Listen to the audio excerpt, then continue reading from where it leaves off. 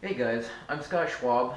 Some of you know me already, some of you don't, probably most of you don't, but I am here to talk today about my exciting bike. I've had it for 2 years now. It's a Yamaha FZ07. It's a 2015. Yamaha's been making these bikes now for a couple of years now. This is a 2015. I think they started in 2015. The 2016 and the 17, nothing has changed except for color schemes. The arrangement, the seating arrangement, everything's all the same. The one thing that they do now offer is ABS, but only in the red color for 2017. Otherwise, everything else is the same. So I want to do a little bit of an instructional video today for you guys, and the main reason is because I've got a couple of cool things. I've been really contemplating on this now pretty much since I bought the bike, and I've been talking to a lot of you guys and being very jealous of a lot of you online. There are two major websites. One of them is their Facebook page, FZ07 Motorcycle Riders. It's very active, very cool, a lot of good opinions, some good arguments too. I think good arguments lead to good ideas and people being able to hack through their issues, or maybe it's finances, or different parts that they just don't like, or whatever works best for whatever. But a lot of good arguments on there for sure. And the other page that I'm also very active on is the fzo7.org website. Now that's the official, I would say official website. It's very active, a lot of members. We're talking thousands, and everything that you want to know about these bikes, including what I'm talking about today, is going to be on there. But I was just looking last year, 2015. Somebody mentioned that there's not a how-to video on a lot of things, so I'm going to try to take on two different videos, or two different things today in one video. One of them is the ECU. This is the ECU. It's the onboard computer that pretty much manages everything from fueling, fan kicking on and off, when you make different modifications. This is the guy that really makes your bike ride and feel perfect. So it's very important that if you make any changes to the bike, you want to have your ECU changed. There's different programs. I know EJK, Doback up in Montana, they make a fuel controller. You can run those simultaneously. They just help each other out, but your ECU is the big guy. Two things that I'm going to be talking about today. One of them is the exhaust system. I'm pretty excited. That's why I'm just doing this little bit of a video here. I just got off of work and I came home. I'm like, oh yeah, I'm gonna be sending in my ECU, and I just ordered an Akrapovic, and I don't know if people actually pronounce it Akrapovic or Akrapovic. Either way, you guys know what I'm talking about by now. It's the full titanium system. Now you can either leave your baffle in, baffle out. You can also change out your air box. Some people actually take out the entire air box and just put on a couple of these. It's a two-cylinder, it's an inline twin, so they'll put on like two air filters.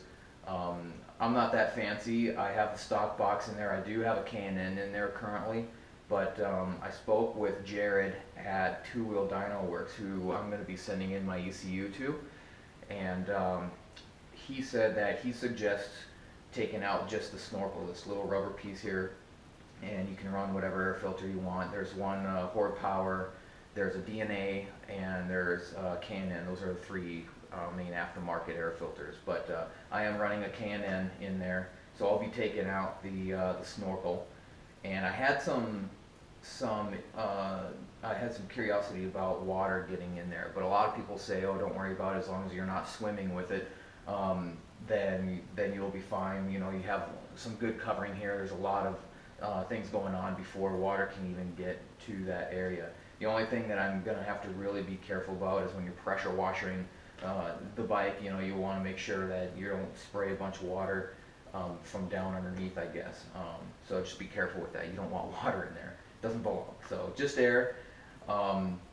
So anyway, I took a couple of notes here, and the first thing I want to talk about is the horsepower rating. Now, when you get the Akrapovic titanium system with the Two Wheel Dyno Works ECU remap, or the reflash, we're going to be going from 67 horsepower and 46 torque up to 74 horsepower and 54 torque. Now that's a 7 and 8 unit gain respectively for your horsepower and torque. That's pretty significant. It's a very light bike. The bike is just below 400 pounds stock, and it's 397 pounds stock. So we're going to be saving about 5 or 10 pounds, correct me if I'm wrong, with changing out the stock muffler as well. So it's kind of funny though, a lot of people are worried about weight savings. It's like, well, if you can afford to lose some pounds, that's the best weight saver right there. Just lose 5 or 10 pounds yourself and you'll be fine.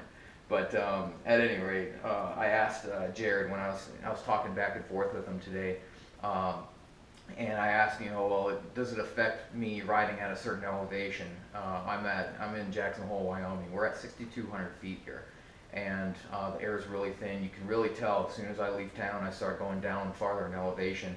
Both the bike and the truck run significantly better. But he said elevation doesn't matter.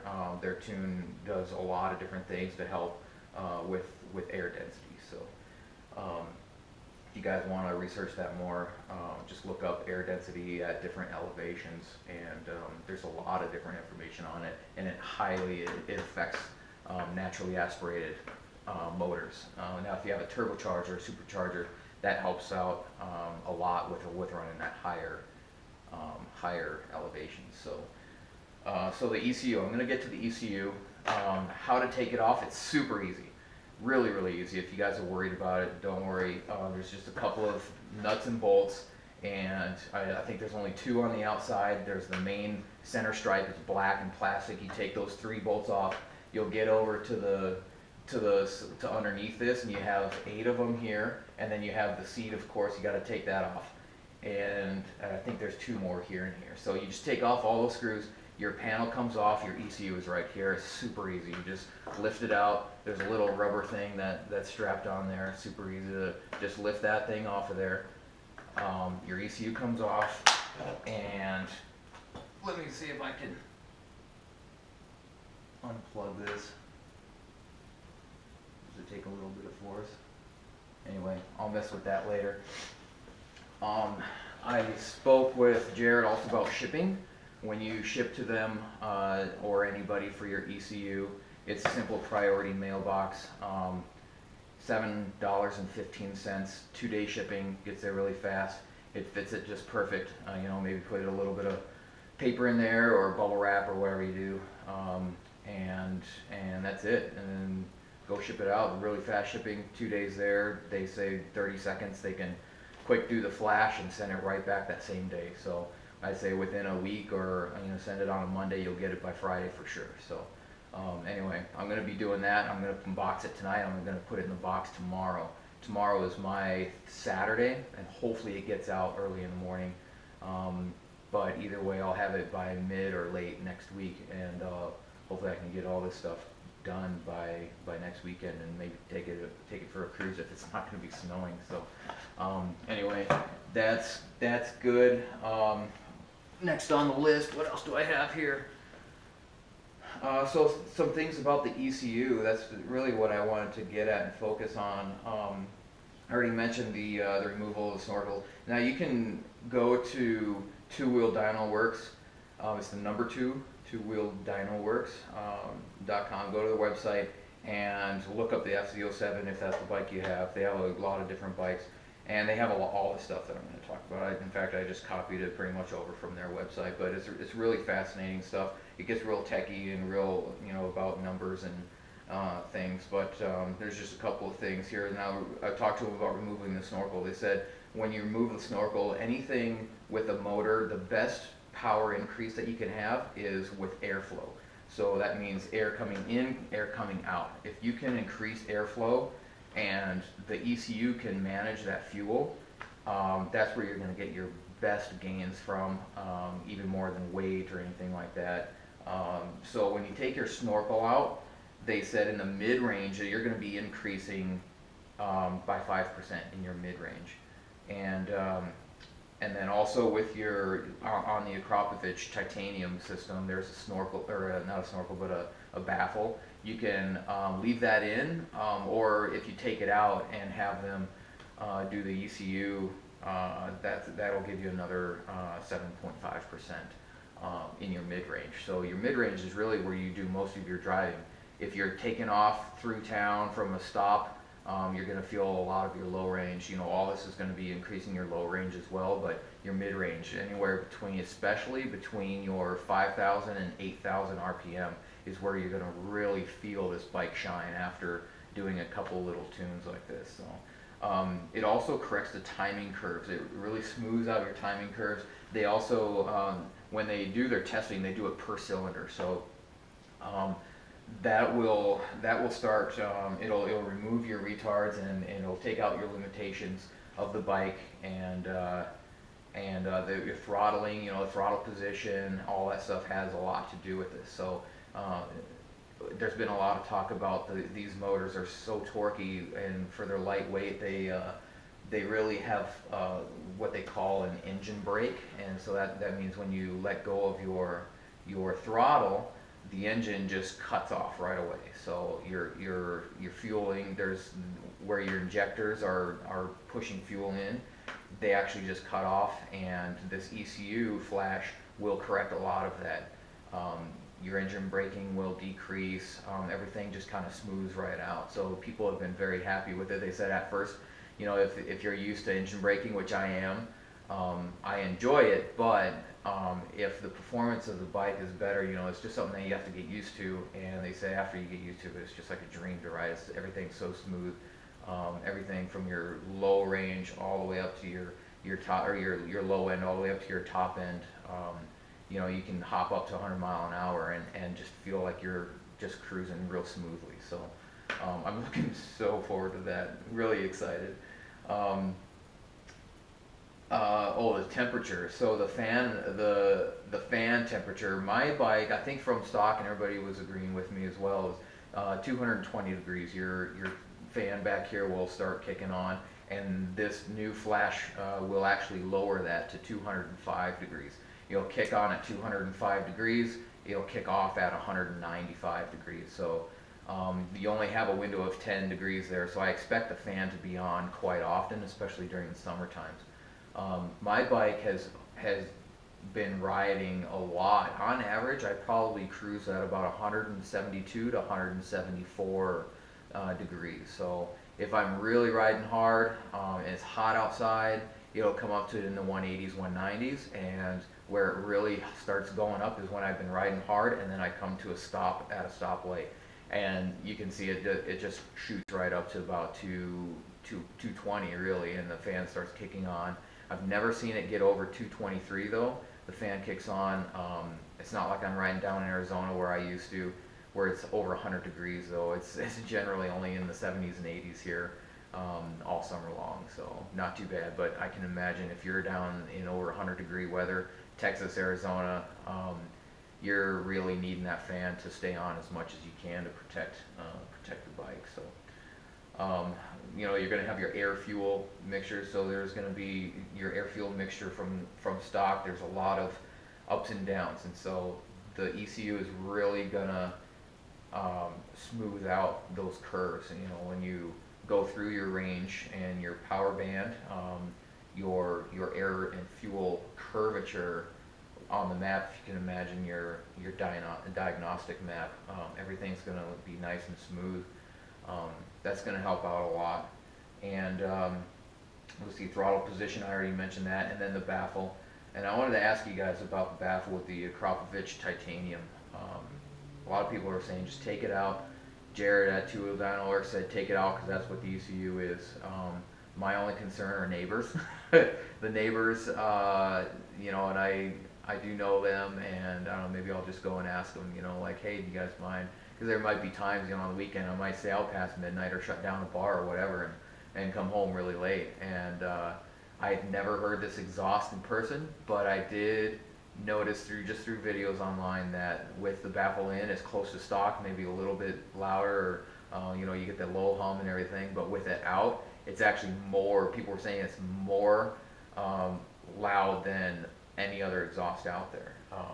I've seen people straight pipe, and there's a couple of different, you know, SE Project and the Toast, they all sound pretty loud, but I'm pretty excited to see what it is. I think I'm going to run it without.